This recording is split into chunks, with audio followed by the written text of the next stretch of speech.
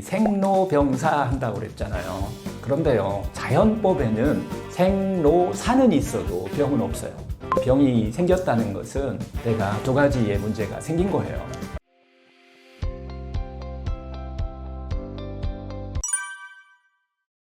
안녕하세요.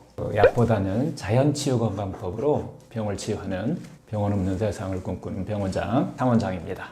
제가 진료를 한 지가 이제 한 35년 정도 돼가는 것 같아요. 15년 전부터는 제가 이제 요양병원을 하고 있는데요. 그동안에는 요양병원에 입원하는 방법을 가르쳐 드렸어요. 그런데 지금은 자연치유건강법으로 요양병원에서 퇴원하는 방법과 요양병원에 입원하지 않는 방법을 가르치고 있습니다. 앞으로 여러분들과 함께 병원 없는 세상 이야기, 자연치유 건강법으로 암을 비롯한 여러 가지 난치성 질병을 자연치유하는 방법, 진짜 건강으로 가는 길을 이야기해 드릴까 합니다. 원래요, 우리 인생이 생로병사 한다고 그랬잖아요. 그런데요, 자연법에는 생로사는 있어도 병은 없어요. 병이 생겼다는 것은 내가 두 가지의 문제가 생긴 거예요. 하나는 자연의 본성으로부터 내 삶이 점점 벌어졌던 거예요. 두 번째는 내 안에 100명의 현명한 의사가 있다라고 했는데 그걸 여러분들이 활용하지 못한 거예요. 이 두 가지 문제를 해결하시면 생로사만 있습니다. 병은 해결할 수 있는 것이다 라고 하는 것인데 대부분 사람들이 생로병사니까 병은 당연하게 받아들인다는 거예요. 노안이 왔으니까 당연하게 나는 병이 이제 온 거고 그러면 해결책이 없어요. 그렇게 하면은 결국은 요양병원에 입원하는 것도 당연시하고 있다는 거예요. 그래서 이제 여러분들이 생로병사에서 병은 여러분들이 죽을 때까지 관리할 수 있다. 그래서 스스로 여러분들이 해야 되는 문제다. 9988-234 할 수 있는 기틀을 자연치유 건강법이라는 걸 가지고서 할 수 있다는 이런 결론을 얻을 수 있어요.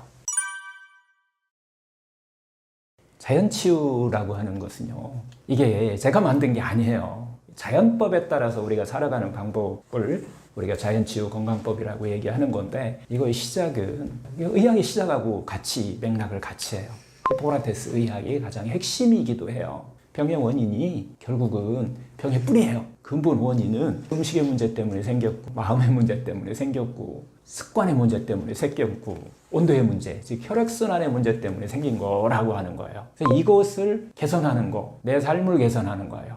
주체가 바로 납니다. 이렇게 하면 내 안에 100명의 현명한 의사가 그냥 알아서 치료한다는 거예요. 이게 바로 자연치유의 핵심이거든요. 그래서 이것을 어떻게 생활 속에서 실천하느냐, 이것이 가장 중요한 포인트다. 이렇게 보시면 될 것 같아요. 이 서양의학의 시작이 히포크라테스 의학이 마인드, 바디, 스피릿의 우리 몸으로 구성되어 있다라고 하는 것부터 시작하는 거예요. 그런데 여러분들 바디에 대해서는 현대의학이 너무 많이 다루고 있기 때문에 여러분들도 알 거예요. 세포예요. 세포의 하나의 구조를 얘기하는 거예요. 물론 구조가 병들면 우리 몸에 상당히 통증도 오고 여러 가지 고통과 괴로움을 만들어내요. 하지만 마인드와 스피릿의 문제는 더 큰 문제를 일으켜요. 그래서 집안 구조하고 사회 구조나 같은 걸로 우리가 맥락으로 여러분들이 한번 이해하면 쉬울 건데요. 바디는요, 그냥 구조예요, 구조. 집에서도 구조가 있잖아요. 엄마가 있고 아빠가 있고 또 애들이 있고 이게 하나의 그냥 구조인 거예요. 이렇게 되면 이것만 갖고 우리가 행복하게 살 수는 없잖아요. 그럼 마인드는 뭐냐? 구조에서 흐름이에요, 흐름. 어떤 흐름이 기운이죠, 기운. 이게 좋아야 돼요. 서로 조화롭게 이루어져야지. 구조는 잘 됐는데 계속 싸우고 있어. 그러면 우리 몸이 망가지듯이 이 사회 구조도 마찬가지로 이렇게 회사도 마찬가지죠. 구조는 아주 잘 돼 있어요. 그런데 마인드, 이 흐름이 안 좋은 것들이 있어요. 이게 바로 마인드와 어떻게 우리가 비교해보면 이런 개념으로 한번 이해하시면 되고요. 마지막에 이 스피릿이에요. 제가 제일 주장하는 것은 특히 암 환자 같은 경우는 이 스피릿이 치료되지 않으면 유전자가 안 바뀌어요.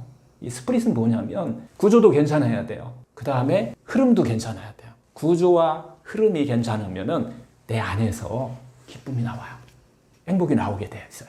그 기쁨과 행복이 쌓여서 신명난 삶을 살 수 있는 거예요. 이 신명나게 사는 거, 이게 바로 스피릿이에요. 그래서 계속 제가 이 심리 쪽으로 얘기할 때, 마음 쪽으로 얘기할 때 그런 얘기를 하는 거예요. 여러분들 바깥에서 너무 신명나는 것을 찾으려고 하는 것도 괜찮지만은 내적에서 흘러나오는 기쁨과 행복이 계속 안에서 흘러나와서 신명난 삶을 살 수 있는 그런 힘을 가지고서 그냥 사시면 병 그냥 치료된다는 거예요. 이 신명난 삶을 살게 되면은 병은 자동적으로 자연적으로 치유된다라고 하는 게 이 자연법의 자연치유 건강법의 가장 핵심이기도 한 것이죠. 세포가 문제가 있다는 것은 현대의학이 진단하면 금방 나와요. 검사하면 다 나오잖아요. 검사를 통해서 우리가 어떻게 보면 유전자 검사 여러 가지 검사를 하잖아요. 거기에서 돌연변이가 일어났다, 어떤 문제가 생겼다라고 하면은 혈액 검사로도 볼 수 있고 여러 가지 유전자 검사로도 볼 수 있는 것이 구조의 문제이기도 하고요. 마인드의 문제는 눈에 보이지 않기 때문에 사실 상당히 오랫동안 의료로부터 좀 배제됐었어요. 1700년 동안 의학적으로 다루는 게 조금 어려워했다는 거예요. 1700년에 이르러서 비로소 그때부터 문헌에도 나타나게 되고 4가지 원인을 얘기를 해요. 1700년부터 2000년까지 한 300년, 400년에 걸쳐서 밝혀낸 내용이에요. 이것을 이제 종양심리학이라고 얘기를 하거든요. 그래서 그 학문에서 밝혀낸 건데 첫 번째 원인 중에 하나가 마음이 망가지는 원인이에요. 우리가 그런 삶을 살았다는 건데 첫 번째, 늘 거칠애를 하는 그런 경향으로 우리가 살았다는 거예요. 두 번째, 자기를 늘 변호하려고 하는 그런 경향을 가지고서 우리가 삶을 산다는 거예요. 세 번째, 부정적인 감정에 쉽게 빠진 거. 불안이라든가 분노라든가 이런 감정에 쉽게 빠지는 그런 삶을 우리가 살고 있다는 거예요. 네 번째, 이렇게 우리가 긴장된 삶을 살고 있으면서도 자기 스스로 릴렉스 할 수 있는 능력이 부족해졌다는 거예요. 이걸 우리가 분출구를 상실했다 이렇게 이야기를 하는데요.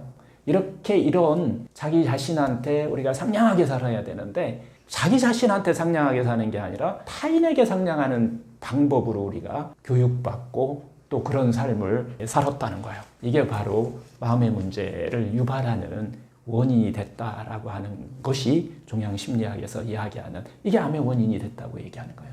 이런 기전을 가지고서 그러면 신명난 삶을 못 산 거예요. 그래서 다시 치료 기전은 반대예요. 자기한테 상냥하게 삶의 궁극적인 목적이 본성이 행복이다. 우리의 삶은 행복하기 위해서 우리가 사는 거잖아요. 그러면 우리는 행복하게 살면 돼요. 이게 바로 치료의 기전이에요. 마음 치유의 기전. 이렇게 살다 보니까 세상이 다 신명나게 돼 있어요. 신명나게 살게 되면은 아예 유전자까지 바뀌어버리더라는 거예요. 이걸 본 거예요. 이 학문이 종양심리학이고요. 후성유전학이에요. 이런 학문적인 뒷받침이 돼가지고서 이게 제가 하는 이야기지만은 유럽의 병원에서 일반적으로 사용하는 방법이에요. 치료법이에요. 종양심리학, 현대의학적인 표준의료 치료 이런 치료가 같이 어우러져서 치료하고 있다는 거예요. 일본도 그렇고 미국도 그렇고 병원에서 하는 방법이에요. 이 치료하는 기전이 원인은 좀 전에 얘기했듯이 자기도 모르게 생로병 이 병을 만드는 그런 생활 습관 속에서 우리가 살고 있더라. 이게 기전이고요. 치료 기전은 기쁘고 행복하게 살면은 사라지더라 라고 하는 것이 이게 반복적으로 우리가 기쁘고 행복하게 사는 방법을 갖고 살았더니 암 환자들이 반복적으로 좋아지는 현상이 나타난 거예요. 그래서 이게 의학으로 된 거예요. 원인과 해결 방법이 의학적으로 증명이 되고 이게 이제 자연치유 건강법이라고 하는 또 다른 학문이 이제 시작된다 이렇게 보시면 될 것 같아요.